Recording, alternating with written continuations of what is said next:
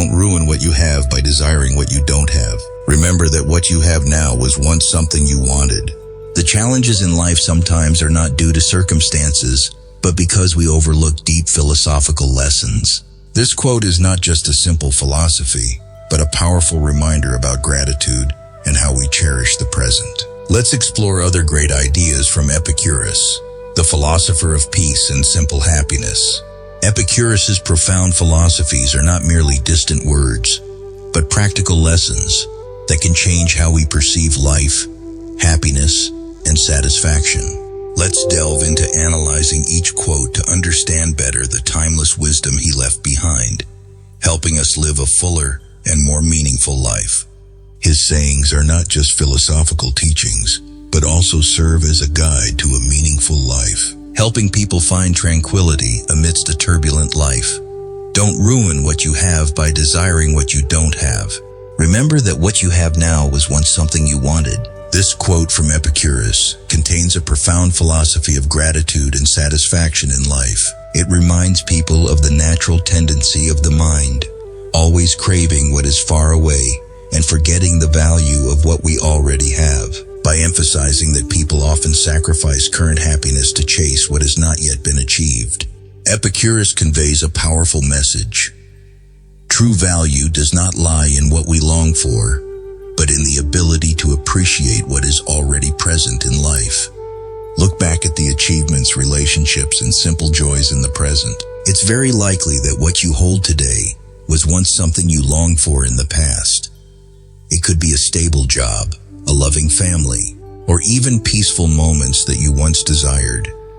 But people often fall into the trap of comparison and endless craving. By focusing only on what we lack, we forget the value of the small but immensely precious things we possess. This philosophy also speaks to the nature of happiness. Happiness is not a distant destination or a perfect state in the future, but a state of mind, an ability to recognize and appreciate the good things in our present life. The continuous desire for new things that go beyond reality keeps the mind in constant unease, while gratitude brings profound peace. Moreover, Epicurus's quote also serves as a warning about the psychology of the grass is always greener on the other side. We easily fall into the feeling that true happiness lies in things beyond our reach, when in reality, satisfaction has always been within our grasp if we know how to stop and appreciate it. Excessive focus on what is yet to come damages the ability to enjoy what we already have. This philosophy is not only true on a personal level, but also reflects how we perceive society. A consumer culture with material standards and fame has contributed to people always feeling like they are not enough. However, according to Epicurus, sufficiency does not come from owning more, but from the ability to be content with the simple and profound aspects of life. In summary, Epicurus's teachings carry a timeless message, reminding us that happiness is not found in the endless pursuit of new things, but in the ability to recognize the value of what we already have. When we understand this, we will appreciate every moment more, find inner peace, and live a fuller life. This spirit is further emphasized when Epicurus affirms, "If you live according to nature, you will never be poor. But if you live according to the artificial standards of society, you will never be rich." In this statement, Epicurus skillfully points out the true nature of sufficiency and wealth, a profound lesson about the core values of life. He emphasizes that true wealth is not the result of owning material things, but the ability to live in harmony with natural and simple needs. When people focus only on what is essential for existence, such as food, water, health, and love, they will never feel lacking or poor, because the nature of these needs is limited and can be satisfied naturally. On the other hand, when people start chasing the artificial standards imposed by society, the feeling of sufficiency becomes a luxury. Modern measures of wealth, such as money, fame, and status, are not only endless, but often based on comparison and endless craving. A person may own a vast fortune but still feel they are not enough because society's standards are always shifting and expanding. This is the trap of spiritual poverty. when greed prevents people from ever reaching true contentment. Epicurus emphasizes that living in accordance with nature is understanding and accepting human limitations. Instead of seeking distant things, we learn to appreciate the fundamental values such as health, friendship, and inner peace. When we realize that happiness does not depend on accumulation, but on the ability to enjoy what we have, we will step out of the endless cycle of desire. This quote also serves as a reminder about simplicity and minimalist living. In a world increasingly dominated by consumerism, people get caught up in owning more, chasing material wealth, forgetting that the most important things are often the ones that cannot be bought with money: health, love, time, and inner peace. Epicurus suggests that living according to nature does not mean abandoning everything, but understanding the boundary between true needs and endless cravings.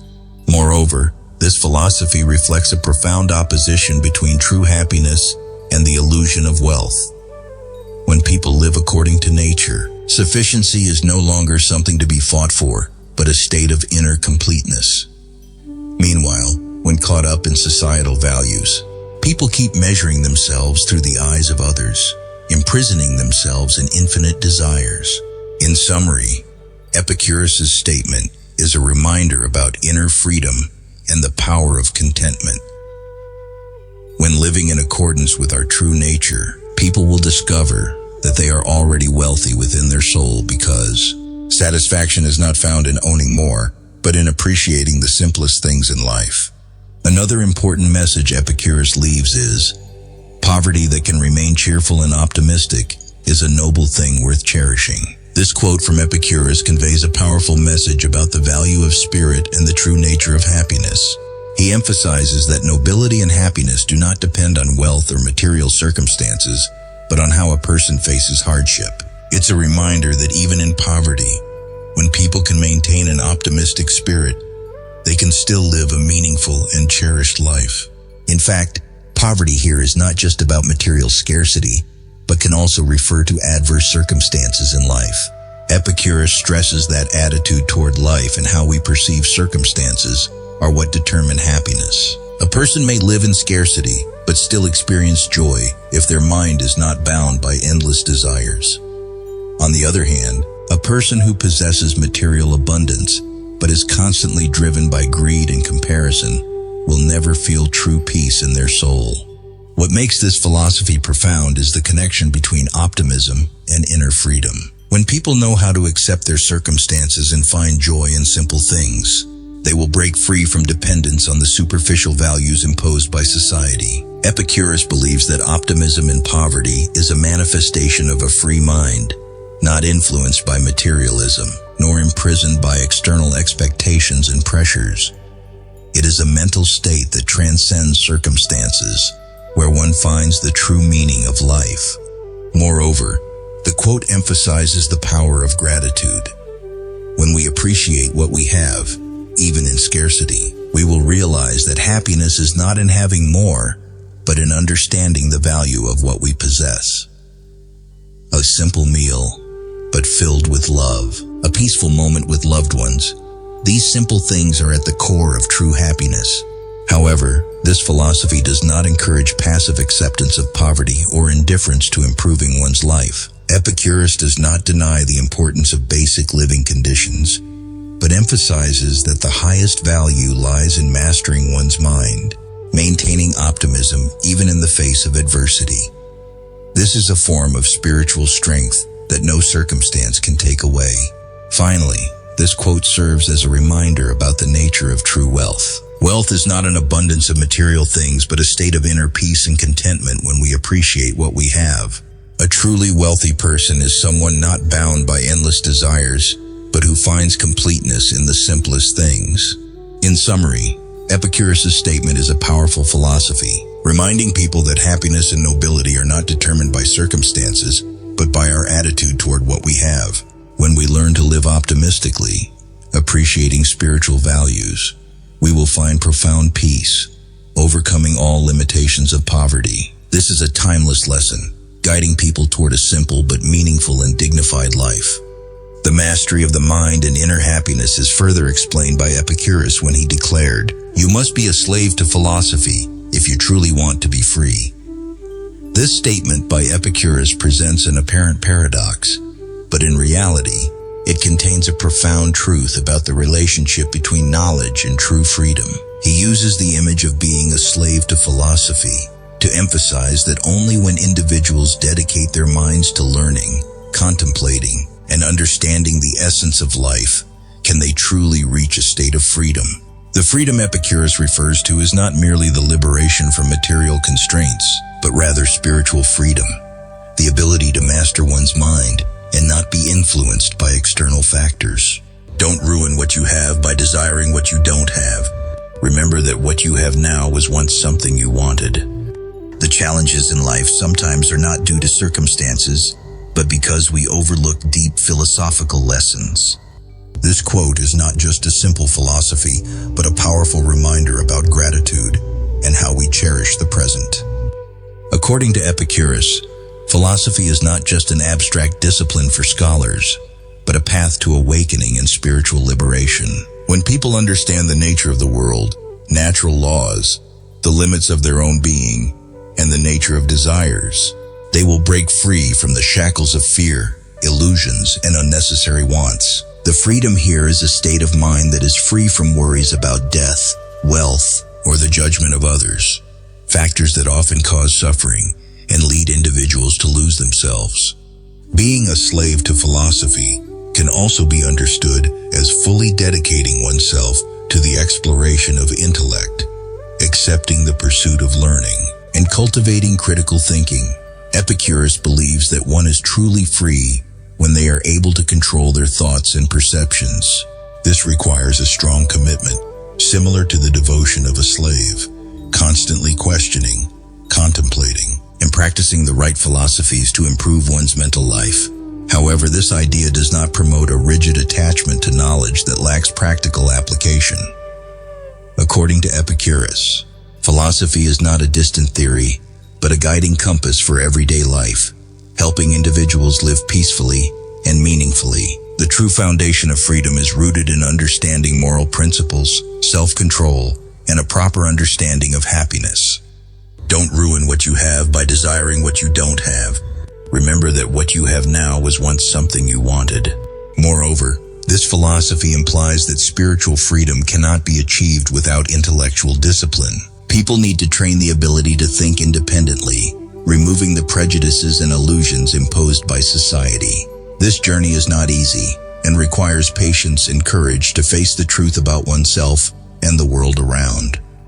However, once this state is achieved, people will no longer be dependent on anything beyond their control.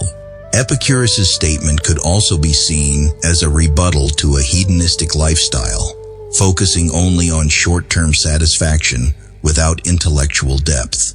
He believes that only when people control their minds and live according to intellectual principles can they avoid temptations that lead to suffering, thus reaching true freedom, a state of inner peace and completeness. In conclusion, Epicurus' philosophy of being a slave to philosophy serves as a profound reminder that knowledge and understanding are the keys to freeing individuals from mental chains. When people dare to face the truth, train their thinking, and seek knowledge, they will reach a sustainable state of freedom. A freedom not only in action, but also in their very soul. The final conclusion of Epicurus's entire philosophy is encapsulated in his deepest statement. If a person does not see what they have as enough, then even if they rule the entire world, they will still be unhappy. This statement by Epicurus is a profound philosophy about the nature of happiness and contentment in life. He emphasizes that wealth or power, no matter how great, cannot bring true happiness if individuals do not learn to appreciate and be satisfied with what they already have. This is not only a comment on material things, but also a holistic view of how people assess the value of life and what they possess. At the heart of this philosophy is the concept of contentment, ataraxia, a state of tranquility of the soul. Epicurus believes that true happiness does not come from acquiring more, but from understanding the limits of what is truly necessary. People often fall into the trap of endless desires, where achievements only bring temporary satisfaction, and new cravings continue to arise. This endless cycle causes the mind to be constantly restless, as it always feels deprived, even though much has already been acquired. This statement also points to the illusory nature of external success. A person may reach the pinnacle of power, holding the world in their hands, but if their mind is still controlled by greed and comparison, they will still feel empty.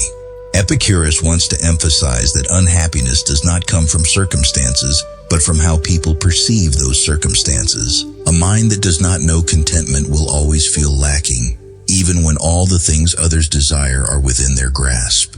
The nature of dissatisfaction that Epicurus refers to stems from people judging happiness based on external standards rather than internal states.